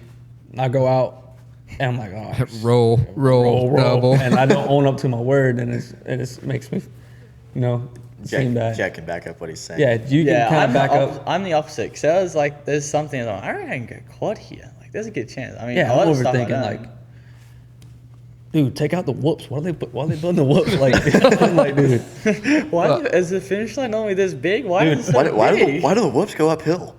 like, what is this? What is this? Like, Who would build that? Who put this block here? and it's just, I think it's just a confidence thing right now. That comes with time, though. Yeah, I mean, Yeah, I'm my 4th year in, so it's gonna take time. Like, trust me. yeah. Well, I could definitely validate Jett's story though, because when we were at A2, we met in the sand section, and we talked about golf. We didn't even talk about riding. We didn't talk about the track. We just talked about golf. We talked about being around Dade City and stuff like that. But outside of that, Chance, you're low. Yeah, I mean, I experienced my low at Arlington. Just as a lot of people know, Supercross, motocross, it's a mental game, and if you're not mentally there, it's a struggle. And for me, it was mentally I didn't put myself there, and it made my night hard. And it's like I'm supposed to be the guy that's eventually going to replace Jett, so it's like I got big shoes to fill, and I feel like I have a lot of expectations. So at Arlington, I feel like with the results I put in, it's just like I said on that Instagram post, like I wasn't good enough for the team I'm on. I feel like I have a lot of expectations on me, and I feel like I let a lot of people down. So it's just it's hard, especially it's my rookie season. I mean, I wasn't supposed to be racing the Supercross series at all. I mean, that was just an opportunity that came up, and they were all for it. I mean, so like there wasn't really any intended pressure on it, but I mean, as a racer, the goal is to win always. Sure. So it's Made it more rounds than I did. My rookie season, I made the 3rd round. like it's tough because like, I mean, everyone knows how it is. Like during the week, some days, me and Hunter, this is when Joe was in Cali, me and Hunter would be really close, and then like at the start of the week, I mean, me and Hunter would be close, and times we'll swap fast laps. Like I'm going in the first round. I'm like, dude, this is like, it's gonna be a good weekend. And then Hunter goes and it's 2 seconds faster than me in qualifying. Dude, what just happened? Yeah. Or at Arlington, him and like top 5 guys were 2 seconds, 3 seconds faster than me. I'm like, dude, like what is happening? And so I'm already psyching myself out. I'm like, are they really that much faster than me? And it's just, especially if you think that you have the same speed because you're matching lap times where you guys practice. Right. And it was just, after that weekend, I was just like, mentally, I came home like, dude, like what? I mean, I moved from Florida. I've spent so much time here. I'm away from my family. Like I'm spending so much time riding and training. And it's like, that's all the work I put in. That's all I got. Yeah. So I was just like mentally psyching myself out. But I mean, it was good for me to go to Daytona and, you know, turn it around. So we've got two mental issues going on Well, here. it's got to be tough on rookies because they you don't know what to expect out there. Right. Obviously, Hunter's been out there; he's got experience. It just comes in time, you guys are putting a lot of pressure on yourselves. It's hard. Cooper and I ended up giving him a ride on my golf cart after Saturday night when the races were over, and he was showered and changed, and I gave him a ride out to his motorhome, and he and I were talking about the night. And we were actually talking about Ayden too, and I mean, he made very similar remarks to what Chance just did. Rookie year, pressure on yourself, pressure from the team, trying to set expectations that maybe they're realistic, maybe they're not. But either way, he mentioned some of the same struggles. Mental struggle there that first season. But Jett, you like you mentioned, you've been doing it 4 pro years now. What would be one of your lows? Is it during the week? Is it on the weekend? I mean, what would it be? I think one of the biggest lows is at my stage now is obviously I have no excuse now. So if I don't perform, it's like a lot more of like, well, I think your expectations are pretty high, but my expectations for me now is to go out and win. Yeah.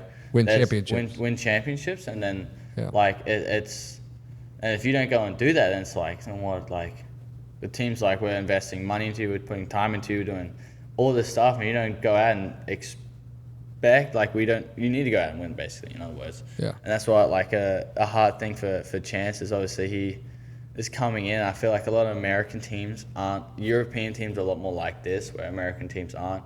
American teams are expecting amateurs to go on and do great. They go off, I think, the last one they're going off, obviously, Justin Cooper, he came in at 20 or 21, and he came in, he was doing podiums straight away. But his brain is at an adult. He's an adult person, where for me, I came in as a 16-year-old and I had time to build. And I think that's the biggest thing with Chance right now and Ayden, that these guys are obviously seeing where we're at because they train with us every day. They're with us on the weekends and seeing what our results are of Hunter and I being at the top. And obviously they're wanting that also. It's what everyone wants to win. And for them, they need to realize, like, okay, this is my learning year. Like, my rookie season, I made mistakes, and it's like, okay, my rookie season, I'm like, of me getting a championship and winning a race is very slim, like 1% chance of doing that. So I'm gonna take this chance this year. You don't really get a lot of them. My biggest thing is my first year in going pro, I'm learning as much as I can, and then next year I should be going for championships.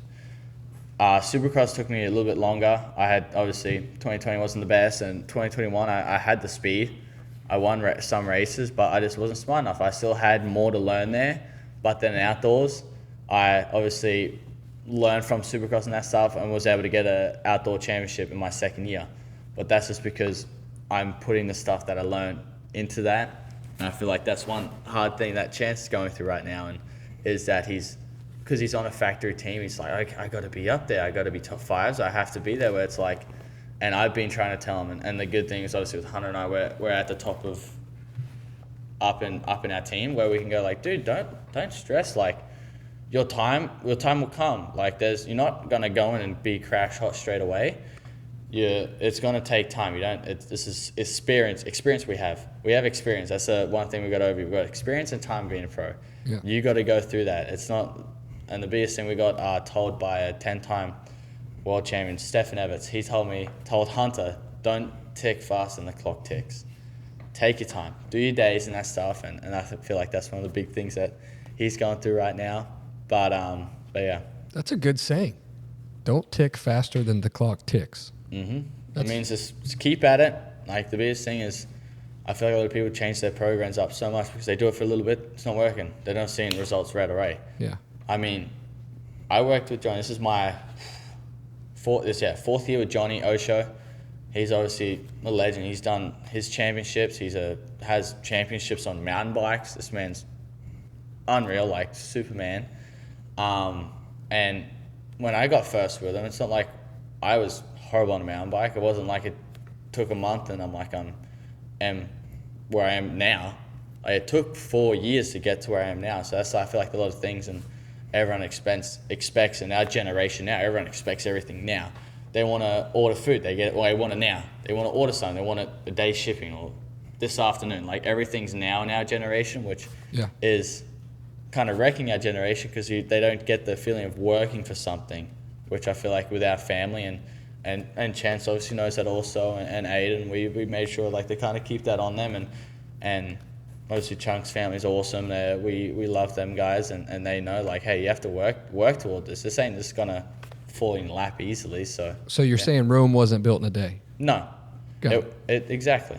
Got exactly. It takes time, commitment. There's gonna be times like, I feel like that's one like low point in training is there's gonna be times where you wake up and you just don't want to do anything. Like, there's times where you're tired, don't want to do testing, you don't want to go for that run, you don't want to go do gym, you don't want to go for that cycle. There's times where it sucks, but there's always other guys will go like, oh no, I'm tired, I won't do it. Where the people that go, I'm tired, but I still need to do this, those guys are most likely going to succeed. I can tell you now, Ricky, obviously we're close friends with Ricky because obviously Osho trained him, and he's told us like, dude, I was miserable.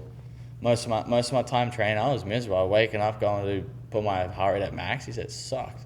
Yeah. But he kept at it, and that's why he's called the GOAT for a reason. Yeah, no doubt. So let's stop talking moto for a minute. For the people that want to get to know you guys, we started this on the last episode that Ayden, you were on with us, and we talked about the top 5 songs on your playlist. I think you mentioned something like Britney Spears or whatever was your number one, but I can't remember the exact one. Spears? But we talked about it a little bit with you on that episode, but we didn't have the opportunity to talk about it with Chance. I don't think you talked about it on the episode that you were on. And Jett, obviously, this is the first episode that you're in studio. I mean, you were on one before when we were at the live event, but I want to know, what is the top 5 songs on the playlist here for Chance Hymas and Jett Lawrence? What kind of music we listen to? I'm actually going to get my phone for this. Yeah, I got my phone. Right You here. don't. It doesn't have to be that. Yeah, I mean, like I if mean, we're my phone. so, like I said, I spent a lot of time with Hunter while Joe was in Cali, and if you guys know Hunter, he's heavy metal, rock, like, you know, he's into that stuff, and I feel like kids like me, Jett, Ayden, like we're kind of into rap and pop stuff, so I've been bouncing back and forth. My dad always gives me shit. He's like, oh, you listen to all this shitty music. Why don't you listen to like country? Like, the good music. So Hunter, I've hung out with Hunter a lot. He's like trying to transition me a little bit, which I've been into it. So like this one song he just showed me, I don't even know who sings. Like, I don't know any of the band names yet or whatever, but like Surrender. So you're saying that you're trying to transition a bit here into some more rock tunes? Heavy metal. He's like, I hopped in his car one time. We were listening to Slipknot. It's like, dude, like it's 6 p.m. at night. We're listening to Slipknot. He is a big rock guy now, but I mean, he loves it. I like it though, just because I grew up listening to country and rap, and now it's for me. I haven't listened to a lot of metal stuff, and I feel like Hunter's gonna open that door for me. And I can't really get into metal. I mean, Shane, you listen to all different types I of music. listen to everything just because I try to play. Well, I'm not a musician, but I play a lot of guitar. I like every genre. I don't care what it is. I do too, and I feel like my playlist is always one of the weirdest ones. Like 1 minute you're listening to old country, 1 minute new country, 1 minute's rap, 1 minute. You're big into the '90s like booty shaking music, bro. Like like what you would hear in like the clubs in the '90s. Really? My family, they're big, like they love their old music, and I'm kind of like Chance. I like my rap and that stuff. I got a little bit of rock stuff, obviously not as heavy as HJ, but I have like old songs with. Like Fleetwood Mac songs. There you go. So this guy's got a record player. I got a record player in my house. I got Fleetwood Mac. I have the Red. Police. Yep. I got Police. You have Red Hot Ariana Chili Grande. Peppers. I got Red Hot Chili Peppers. I got Elton Ariana. John. What did you say? Ariana Grande. No, I don't have Yeah, this. you do, dude. I saw it, dude. Why are you lying, dude? I'm not lying. Why are you lying, bro? Britney Spears, keep quiet over there. I love like old school music. I think it's Earth, Wind, Fire. I love those guys. Like Liar. You lying, dude. no, I'm not. I swear to God. He would not mention Earth, Wind, and Fire If he didn't know who it who it was. September. No. I was just gonna no, say I'm what saying- happened. I'm talking what happened about on the 21st night of September. I'm talking about the Ariana Grande. He has it. He's just lying right now. I have had Ariana Grande songs in my playlist in the past. I don't listen to them now, but like my song is my playlist is almost similar. But I have certain playlists. I'll have like rap songs for gym, and I'll have chill music. I'll have rap stuff. It kind of depends on the mood you're in. Like I mean, I even have like Bad Bunny stuff for Spanish music. I mean, Dude, I'm in the gym and he's playing this. I'm like, bro. I have Play like. something like to get me hyped It's up. energetic. The Spanish music, you're just mad that you can't understand it. I at least understand. I'm some Mexican words. and I can't Are you- understand. Are you, lick are it you, in Spanish. are you talking like mariachi? Yeah, dude. Like I'm over like trying to. I'm like, where am I at? Like, a quinceañera or something, dude. Yeah, I mean, I even listen to mariachi. I love it. And yeah, I'm it's not even. kind of I'm more not, like you know. the like Spanish music, like you'd probably hear in a club, I'm like, Yeah, ooh, but he's listening to like this Spanish like pop music. like Spanish okay. pop, not like. we're not talking like quinceañeras or whatever. you like call we're not it. talking like Mexican Spanish. We're talking like pop Spanish. So it's like Bad Bunny. it's not from Mexico. We're talking from Spain. Yeah. It's the weird stuff. it's rap. I got that. I even Mexican have some song. French songs from Cynthia. Well, I mean, Like- I remember when we did our dog pound golf tournament last year. I mean, I know there was some Migos in there. You know, There's I- Migos. Yeah, you always gotta have Migos. That's like it'd be illegal if you didn't. Yeah. Actually, we was talking about Amigos today in the gym. It's like, yeah, we're the Migos. Yeah, we said. Yeah, I got caught. I was takeoff. I get screwed. I'm like, yeah, you'd be takeoff. What? If you guys don't know, Takeoff I don't know. recently died. Yeah, in Yeah. dice game. When he was he lost in it because they were betting obviously money on it. Dice game, and his buddy ended up shooting him. Got popped. Got popped. Wow. He really took off. Oh, this took a wild turn from I'm still mad I got called Someone getting- takeoff. someone getting shot, but Now what are they called now? If it's not the Migos, I don't know. Well, I don't even think they were the Migos. the two Amigos. Yeah, they. not the three amigos. No, after that they actually split up. I think. But anyways, we were referring to the Migos because there's three of us and we're the Migos. Yeah. So the Yeah. three Migos got it. yeah. But no, my music's very wide, just from Daz and Mum, because as What I does got- Daz listen to? He's all '90s music. I can't like his. Like 90s rock, He like likes the it- he- Eagles, No, not rock. or Kind of like similar genres, like Fleetwood Mac and Yeah, he likes them people. classic stuff, like classic rock. Yeah. classic Yeah. stuff.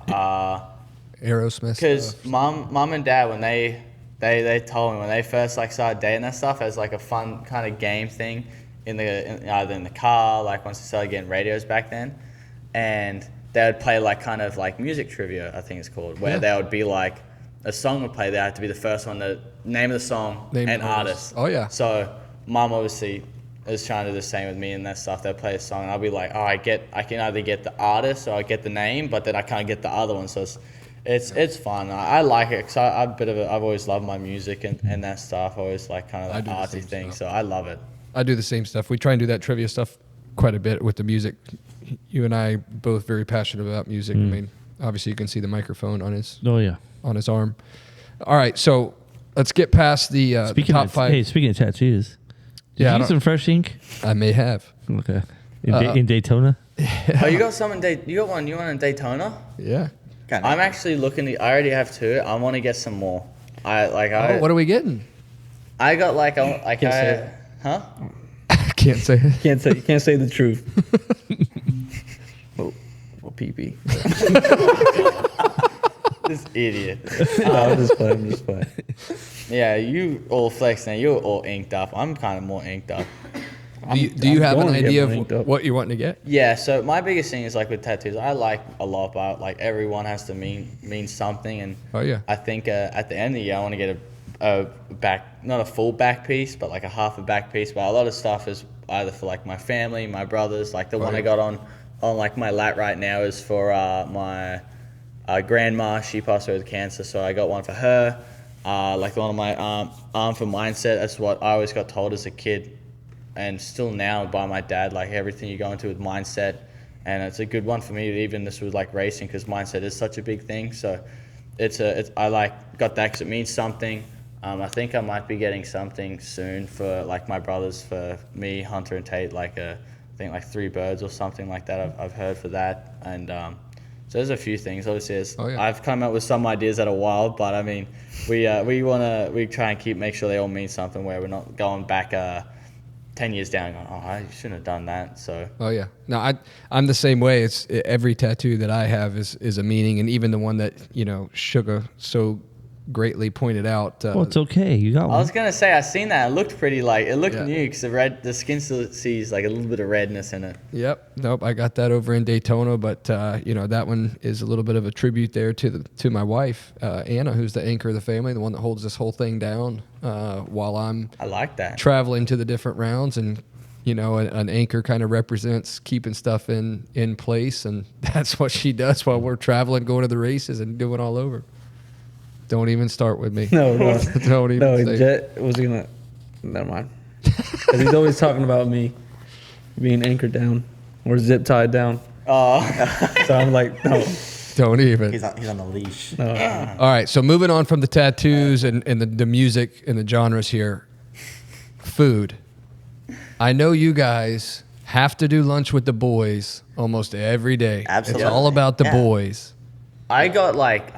You guys have I to got be dissed rewards when I was in members. Cali. You had to be reward member at Chipotle. Hey, are we going to talk about the other day when you guys left me to go to lunch?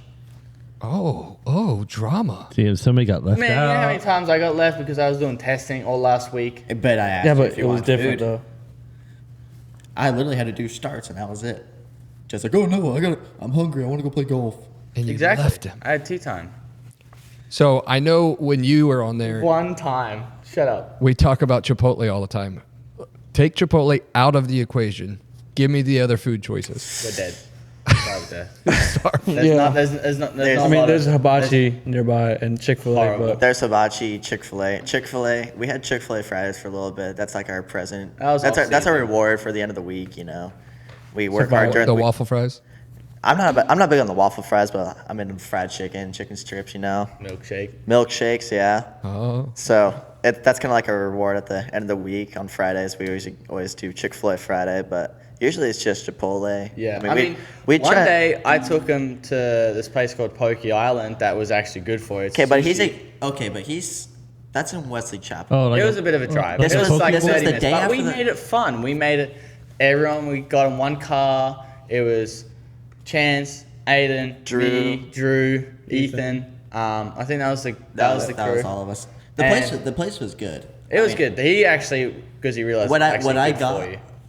so I like. so it's a sushi place. Kind Yeah, it's a poke bowl place. Yeah, you can Yeah. either get. I got a Sushi. sushi burrito, Yeah. or you can get a poke bowl. Yeah, Drew I just- asked if the chicken was cooked he was like, "Is it chicken?" Drew thought they would serve the chicken raw. because the fish is raw. He asked, he's like, "Hey, like I'm going to pay," and he's like, does the chicken come out raw?"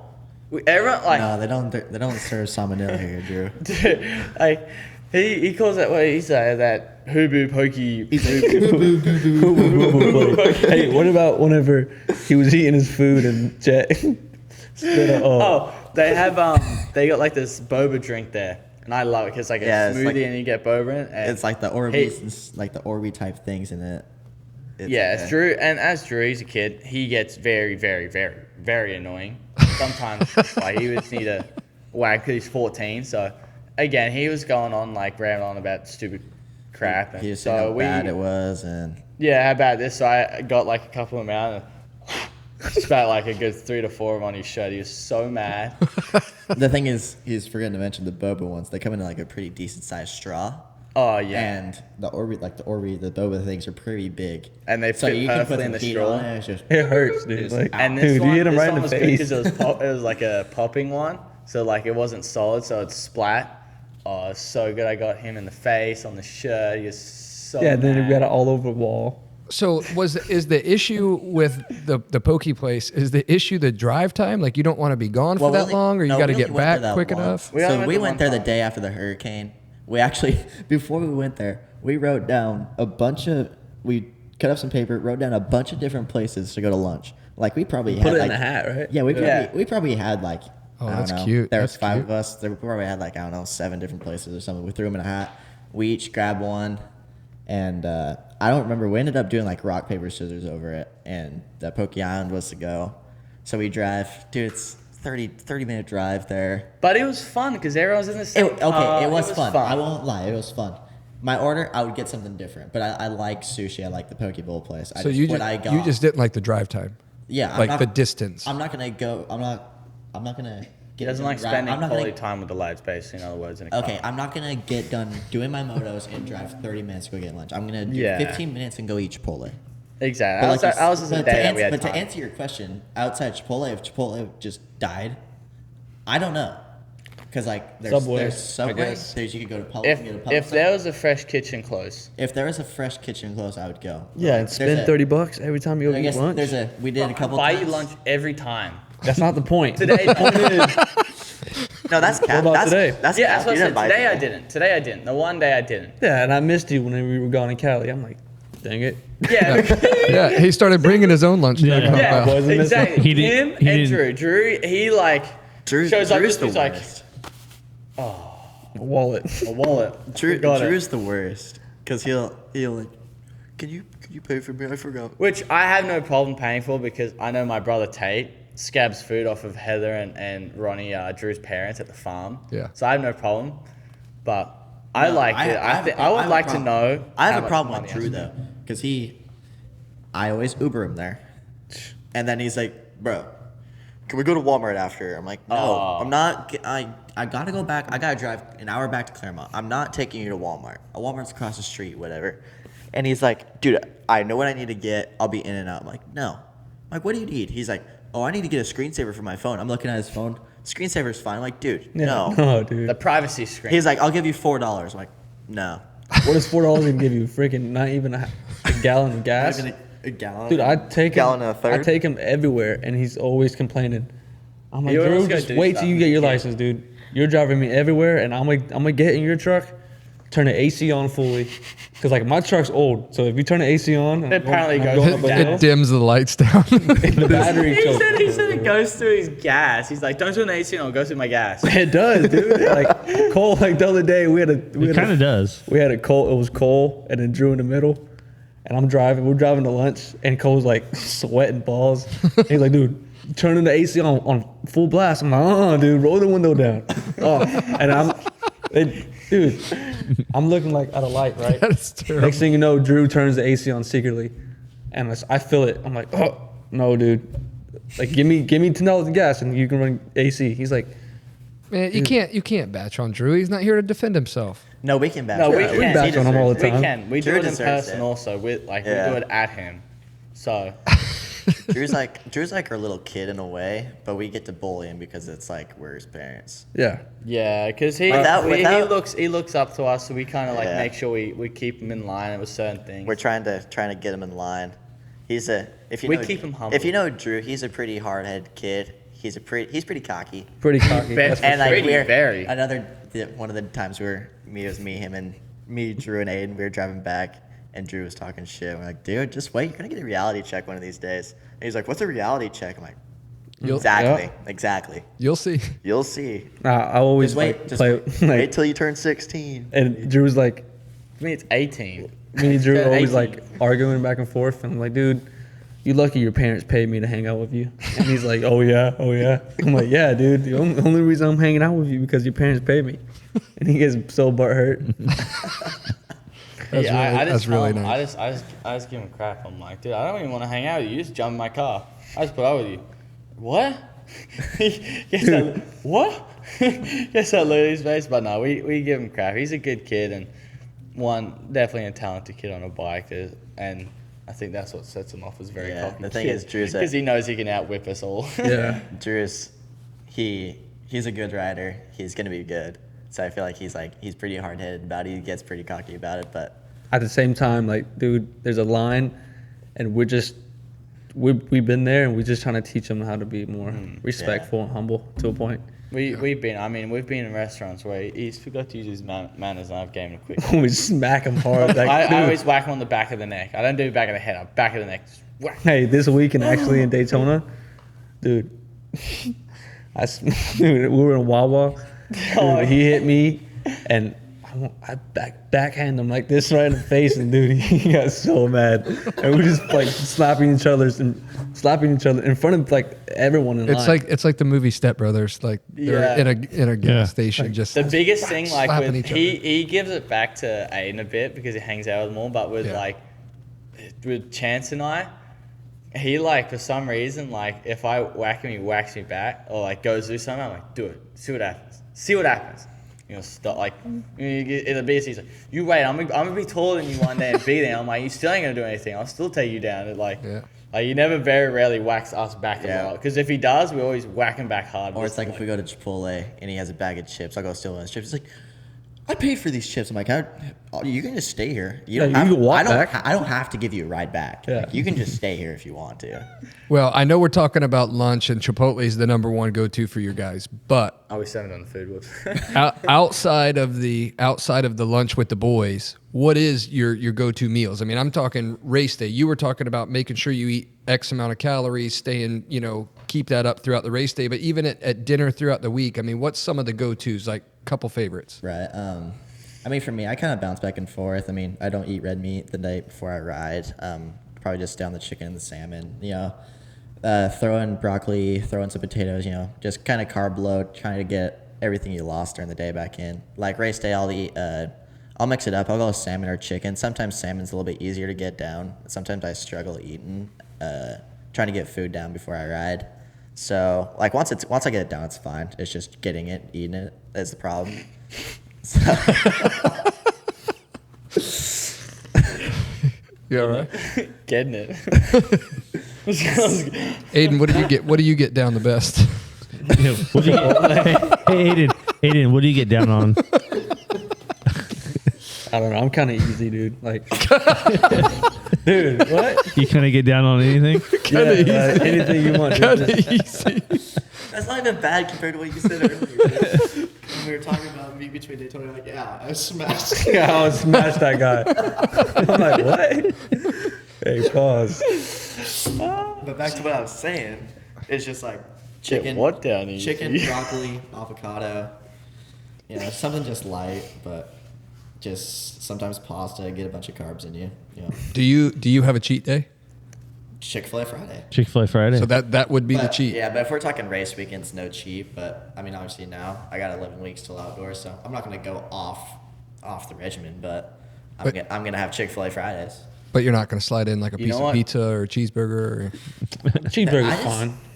Dude, I just haven't. I mean, Hey, you can't throw out cheeseburgers. This meat, dude. I Roll. haven't had. Right, the roll. No, I know he's struggling to get them triples. No, Fat boy. All that You weight weigh more there, than me. Yeah, but it's good You stuff. weigh 170. I good lost stuff. 10 I'm pounds. He's 2 foot taller than you. I'm 160 and it's pure Big muscle. old head. It's freaking 11 inches tall. But He does have a big I've forehead. been on poo sipes, like training workout and stuff during the boot camp. I lost 10 pounds. Like at the beginning of the season, I was 155. Like beginning of like boot camp, 155. I weigh 145 right now as we speak. Hey, and I will say, there's days these guys are riding like 2 times longer than us, and on top of that, they're doing gym. Yeah. Like it is. I will say it is pretty gnarly. Like it's just like I kind of like tell myself like, dude, the other guy's doing it. You know what I mean? Like, Drew. Like when Drew don't work out, I'm like, dude, I bet you know, Casey's doing it, right? Well, he's getting like his guys. main competitors. Yeah. Like I bet your teammates doing it. I bet Casey's doing it. The best thing from Drew. So Drew is absolutely terrified of my dad, and I think all of us are. We all like Dazzy's pretty mean, like mean looking. He'll serve you good. I've only like bit back once, but one day. So I'm doing gym, and I think Drew's already done most of it, like most of the stuff that day, and I was doing like sit-ups and I was starting to medicine ball. I'm like, Drew, just stop back to me. He was doing that. And Dazzy, like, he very rarely checks in on the gym. He opens the door, checks in to see what's going on. And he goes, Drew, why aren't you doing it with him? Okay, so Mr. South starts doing it with me. No back chat, so quick, sat down so fast and started doing it with me. I stopped my workout because I couldn't stop. I had to stop because I started laughing so hard. And I was already doing core, so it hurt so bad. But he sat down and started doing it with him. I'm like, dude, oh my Dude, God. what about the other day whenever you guys were testing and then Drew took the pit bike without asking, and I called Drew. I'm like, Drew, Dazzy's mad at you. He's like, what? Why? I hung up the phone. He comes back and Dazzy's like just playing around, but was like serious. And Drew's face. He told him to get red. the other pit bike that doesn't like the starter doesn't work. The electric stuff, so you have to bump start it. And he's walking off, and Dazzy's like, "Go get the other pit bike." And he's like, "Oh, I'll do it." He's like, "No, go get it, start it, and put some battery in the put some charge in the battery."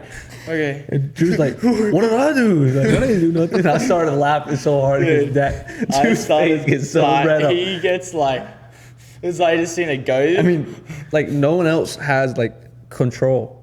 Like even Drew's dad can back talk him, and Drew's like, whatever.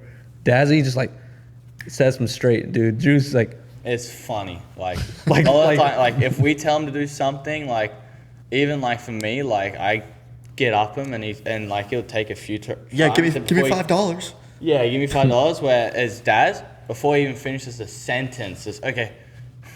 I'll do it. Like, it's so funny how petrified he is, and Dazzy knows, and Dad's like, we've told Daz about it. He's like, yeah, good, good, he should be. It's so funny. Well, Jett, you're the only one that hasn't answered it. Food at dinner, favorite foods. So my favorite food, like foods at dinner, before like a race or something, even during the week, I love a good pasta. I love pasta, like pesto pasta. Probably favorite food in the morning. We had it this morning. He's been saying at my house for the past 2 nights, and we had. I love avocado on toast with bacon and eggs, and on race day that hits different, and it's so good. Like I love that race day morning making that. They have it at the truck, so that's probably like one of my favorites. That is avocado on toast with bacon, eggs, some salt, cracked pepper. There you go. All right. So final topic, and we'll wrap this episode up. Day in the Dirt's coming up. Ayden, oh yeah, you and I've talked about it. Sugar, we've talked about it on the last couple episodes. We got a lot of cool things that are going to be going on at Day in the Dirt, which I know is right here coming up. But are all of you planning to attend? Yeah, so I was thinking about it last weekend, and then I talked to Ayden about it because I was like, "Are you going to Indy?" And he's like, "No, I'm here. I'm gonna race Day in the Dirt." I'm like, "Oh, sick!" I was thinking about going, and then I completely forgot Jett was here too. I was like, "Dude, we could do the team race." So we've been talking about it. We're gonna do the team race on Saturday.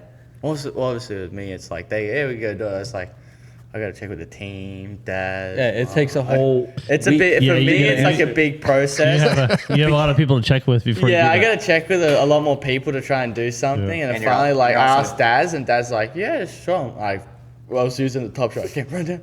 Do it. And I was so pumped. So normally I never get to do anything. You ask him something for the first time. Oh, I don't know. You ask him for the second time. Yeah, we asked him the first time. He's Well, like, that's because he can't give you a straight answer until he checks with all the has to people. check with 10 people Yeah, before he's that's allowed to true. do something. It goes to us dads, then it goes to manager, then it goes to team manager, then team boss, then back to Dad, Lucas, and goes to Daz, and it comes back. It's like a big loop. Yeah, it goes all the way over to Japan, dude, and they have to write a letter back from can I Japan. take the over. factory It's 450 out to Daytona? it's most likely I'm doing it this weekend. I hope I can, because I have never done any like kind of GNCC like race before. Well, I was just going to say, you didn't do it because you were always out in Freestone. Yeah, because I'm glad I'm not doing it anymore. Daytona, Freestone, and July. Chance, you remember that transition. I mean, it was always a mad rush. It's a 2-week, 3-week period, depending. A lot of people do Daytona. So the Day in the it's- Dirt, down south is always falling right here in that time. So with that, happening, this is probably the first time you've even had the opportunity. Yeah, and even where I live in Idaho, I mean, I'm only 10 hours from like the regular Day in the Dirt. I've never done it. It's always been Thanksgiving weekend. I'm either racing in Mesquite or going to Minios, Minios, or yeah. I'm always racing. I've never had the opportunity to do it, and stars aligned on this one. I mean, it's kind of they're doing it day in the dirt. Like kind of back to my off-road things. It's just gonna be a fun race, and yeah, it's cool that the way they're doing it, and we can do a team race, and I can race with my buddies. Yeah. And Chance just- Minis, and like that element. Yeah. I was going there to race for fun, and then Chance and Jett's like, "Oh no, we're going there to win." I'm like, dude, Well, also, I'm saying, I'm like, we're gonna have if- fun doing it. Yeah, we're gonna gonna win. have fun. It's gonna be a fun race. gonna be But if, fun, but if we the gotta three win. us, if the three of us are doing it, we're gonna win.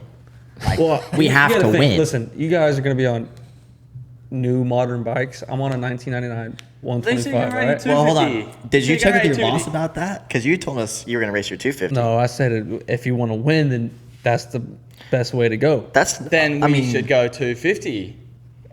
The thing is, we don't got. I don't know if we have outdoor stuff. Plus, the bike's not ready, and the plan was for me to race that. Oh my god. I feel like This guy. RJ just gave you the go. Yeah, I mean, we could definitely do it with the only suspension we have is Supercross suspension right now. Yeah, when we go Hey, off- Drew. We could throw some sauce. Hey, throw you some guys stock. Go Drew stuff. Hey, you're Throw you're stock. forgetting your bunkmate, Drew. actually, he weighs more than me now, so Take his stuff. Yeah. it should work. Yeah, Take his or we could just try and throw some stock stuff on it. Yeah, stock Some regular. extra stuff. oils. Here we go, baby. Click Plans it in. up. Yeah, but that makes it. That means more work for Pooh. Yeah, Then well, you do it. You're gonna have to do I it freaking- because I Pooh. go freaking do a jump and I'll fork someone. Hey, I have my Oh, hey, I have my fair share of working on cowies. I can help. Oh, you you. wanna Yeah, help me? he's actually a good mechanic. He Yeah. Well, Yeah, because You know he- how many times I used to race cowies, bro. yeah, he knows what Newton meters are.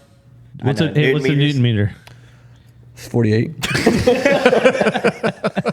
Well, I mean, So if- your forks will fall off. What would you torque the triple clamps to for? I actually know this on my bike. Like if your top triple clamp, what do you tighten it on the fort? 17. Bro, that's 17 newton meters, foot pounds. Newton meters. Oh, you got it right. Give you that. 20, I'm pretty 17, smart. I mean, 20. back in my day, no one knows that. Listen, bro, like no one really knows this. But I'm gonna spill the beans. But like back whenever Tomac and like all those boys used to race for Honda and stuff, I did all their motors. dude. You gotta be. Oh my goodness! All right, this is getting off topic now. All right. Hey, I know- Hey, can we talk about this after the episode? Because I want to hear how you did the motors. How did you say it with such a straight face? How did, Because I'm telling the what's truth. like the measurement of 40? How do you think Renee's over here? I taught him, bro. How do you think you're? All right. Oh my When goodness! the Honda boys was at the compound, right? Your mechanic, he was like, "Oh, dude," like he told me, he was like, "Dude, I'm struggling. I don't know what to do." I'm like, "Dude, come here." And like when no one was looking, like I told him, like, "All right, this is where this goes, and this is like stuff like that." And he's Settings. like, "All right, You are ridiculous. Settings. So what are these things that you tell him? I can't tell you that," and then it messes with your mind. All No, you have to do I'm is ride fine the bike and I mentally. fix it. No, dude. Oh, let's Stay in your lane. get into detail. I want to hear the details. I'm a detailed guy. Let's hear I it. just can't tell you, bro. Why can't you tell me? Because it's private stuff, and then if I tell my Because you secrets, don't then have other that. people will try to like. You were not him. He can get fired if he elaborates. Yeah, it's like listen, government I'm stuff. right Like here, he works dude. for the You're, FBI. like, right here. Of motocross. Yeah, Of FBI motor motocross. work. He can't elaborate, or else it's FBI. It's yeah, like- it's FBI. You can't elaborate. Confidential. okay. I can't I say mean- nothing, dude. Like, Yeah, I mean, it's understandable. I might Okay, have enough people with at my that. house. We do have Day in the Dirt coming up. We have an awesome build coming that we will actually be unveiling tomorrow. That will be letting that hit the public airways. So I almost posted a picture of the bike on Instagram. Today? Accident, yeah. Oh, we got to Does- see the thing Do sick. people know what the bike is? it's a 2001 CR500 I knew it was a Is that a- 500. is that I a seen it. I saw steel it frame today or- riding. steel frame. Yeah. So that 2001's the last year they made a CR500. So our good friend TJ Flanders, he's got a little thing going right now with like some. I hit my finger hard. You have your little I was like, oh, it hurt. little toy in your pocket. Oh my god. Oh my goodness. I can't take you anywhere. His mic. I can't take you anywhere. Anyway, it looks cool. CR It's 500. a 500. Dude. Pooh's going to be doing a shakedown ride. You on ever it. ridden a CR 500? No, but I sat on it. That thing It is beefy. It is beefy, and that thing is like no other. This the idlings is. Bang, bang, bang. It just already has you. Yes, I got to just ride barely one. just twist the throttle. Freaking It's Earthquake. Yeah. It's like I'm Yeah. over twisting pipes again. A husk drilling. Freaking first lap, dude. Freaking. Well, we looking forward to this event. We will be unveiling that.